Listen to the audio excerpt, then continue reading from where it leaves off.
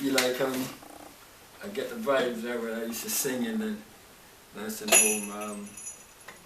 Some people like say like, why you going to the nursing home, and the people out there, they are, it's not like in where you get a lot of raving of, because people sometimes are lying down, they can't even get up, but still minister to their spirits. Some of them are a lot of wheelchairs, and wheelchairs are a nice thing.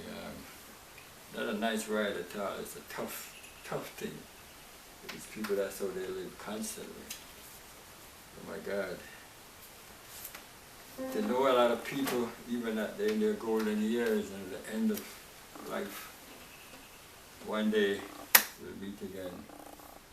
And remember, his eyes on the sparrow, and they know he watches over you, right? He watches over me, he watches over you. At this time, I want us to turn to John chapter 9, and we're looking at this. Our title today is "Who Did Sin?" I thought about it seriously. I didn't even know, but I was looking into that scripture during the week, and that was I didn't know exactly how it was going to come out, but I said this is the word that we're going to be looking at, and open up your Bible. It's a scripture that's very well known to me, and might be well known to you too, the story. But let me turn to John chapter 9, and let me just start to read a few verses here. And my mother used to say a passage of scripture. We need a passage of scripture. I guess my mother was telling me. Oh my Lord, it's good to reflect on those good old days, man. So it's not even old, but my young days right now. And as Jesus passed by, he saw a man which was blind from his birth. And his disciples asked him, saying, Master, who did sin, this man or his parents, that he should be born blind? Oh my Lord. What do I say about this now? Who did sin?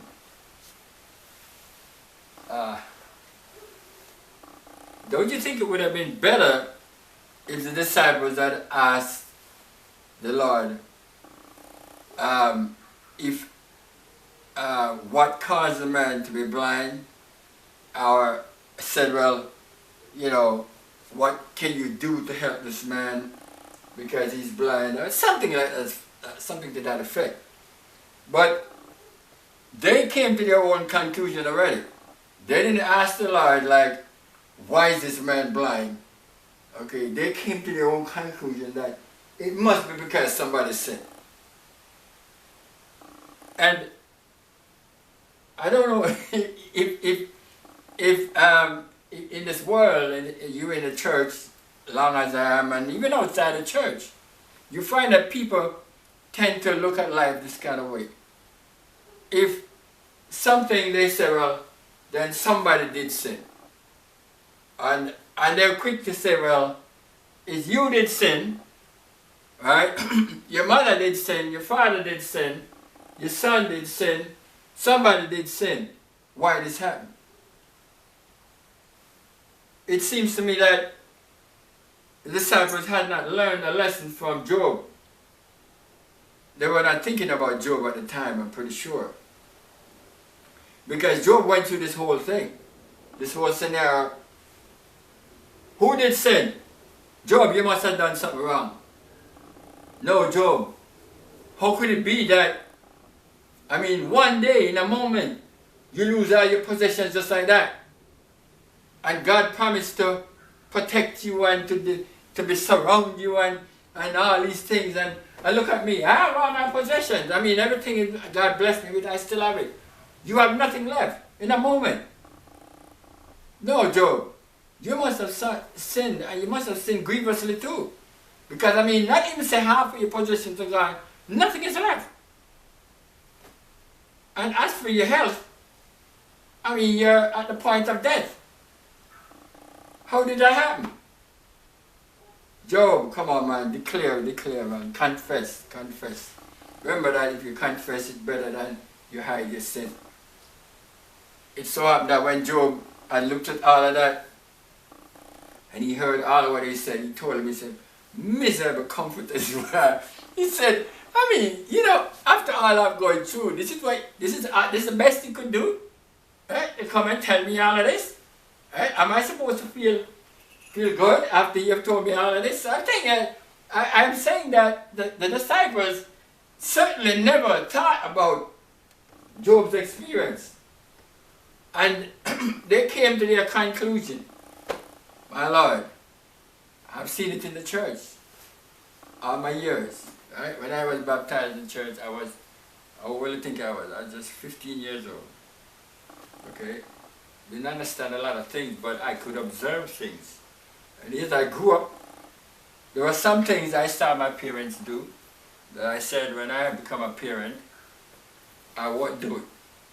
The things I saw my teachers doing, I said, no, that's not right. I'm not doing it. The things I saw in the public, I saw people doing, I said, I'm not doing it. And something in me tells me that doesn't fit with who I am and what I want to be. Okay? And so, the disciples said, who did sin? Right? So, they came to their own conclusion already, man. I mean, I'm saying, like, have you ever been there? You know, something happened to you and somebody, you know, it's like they all come to their foregone conclusion that you must have done something wrong, right? What happened when you had a baby and the baby was a stillbirth, right? Right? What happened when you had a baby and the baby was a miscarriage? Or the Bible said, blessed shall be the fruit of your womb. Okay, so how come you don't have any fruit of your womb? Right? In fact, you can't even have any babies for that matter. You don't have miscarriage and stillbirth. You have nothing. Okay? And what is the reason why you are always in bad circumstances? You always need some help out with money. You never have a good job, and you never have this, whatever. Okay? Why? Because the Bible said, you shall be blessed, you shall not be cursed. So what is wrong with you? Okay? Have you ever heard that before, right? You heard that before. You know, and as if to say that right now, you didn't read the Bible. You know what I'm saying? We have a problem where we take what we want out of the Bible and then, you know, we leave the rest. You know, some people ask, why is it that there are so many people in the Bible who are from Abraham to David, all of them who did some things which you would say, well, you shouldn't do, with adultery and murder and all of these things. And you say, but why are these things in the Bible, which is supposed to be a good book, got a good book? You know why? Because the men in the Bible are men. And this is what life is about. Okay? You have the good and you have the bad. You never have the good without the bad. Okay? All of this came down from the Garden of Eden. That's what we inherited. The good and the bad. The good and the bad. Knowledge of good and of evil. That's what was in the fruit. Okay? And so, it comes out in humankind. And people are quick to assume that, well, hey, you know, who did sin?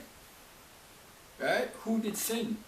So this thing really struck me. I'm saying, you know, it struck me that his disciples, you know, they were men of learning because they were under the great rabbi, the only rabbi actually. And they must have known the scriptures as they study the word, and they have to learn the Torah and all these things that are going up. What happened with Job and so forth and things, and they just came to the conclusion that the man did sin. Right? How is the man supposed to sin anyway? Right? The man was born blind. So why did he sin in mother's womb? It's just sometimes when we're talking some things, they are so ridiculous. How is he supposed to sin that he was born blind? Right? How is he supposed to sin that he was born blind? In his mother's womb? I mean, he has no I mean, give a man a break, man. Give him I mean, what do you mean this man didn't sin or his parents? I mean, the parents thing was more plausible, but even then, it's the first time you ever seen somebody was blind, right? And the Bible, these things, well, you're seeing these things all along, right? And, you know, from the God told you that he made the blind, the lame, all of them, he made all of them, okay? Nowadays, they tell you, like, some doctors will tell you, like, if they tell you that your baby looks like something's going to be wrong with it, they say, kill it before it's born, right? That's what they say, kill it. As if to say they can make one hair black or white, okay? Sometimes the mother goes ahead, takes the advice, kill the baby, and never have another one again, right? Okay, because they refuse to take what they were getting, and they get nothing more after that, okay? And the doctor can't put a baby in their womb, right? He can't just make them have a baby, whatever they do, okay? So I'm just saying to you that the scripture tells you lots of things that we need to learn from these examples. Be careful of how we jump to conclusions and come to these things, saying that, well, you know, who did sin, this man or his parents? Right? One man couldn't sin because he was born blind. Okay? What could he have done? Right? His parents, well, but what did they do anyway? But so ask the Lord, what's going on? Okay? Ask him what's going on, and let him tell you what you need to know. Because the Lord said, the Bible said, Jesus answered, neither has this man sinned, nor his parents, but that the works of God should be made manifest in him. And I'm pretty sure when his disciples heard that, it was like a bomb. They talk about a bomb. It's like a bomb here. They said, but how is that? What do you mean the man didn't sin, which of course was impossible, and his parents didn't sin? And the last time, nobody didn't sin. Okay? But rather, the works of God were going to be manifest in this man. Really? Are you out here, man? I mean, if I told somebody that, they was thinking like, how is that? And his disciples must be saying like, how a blind man, and this man was born blind,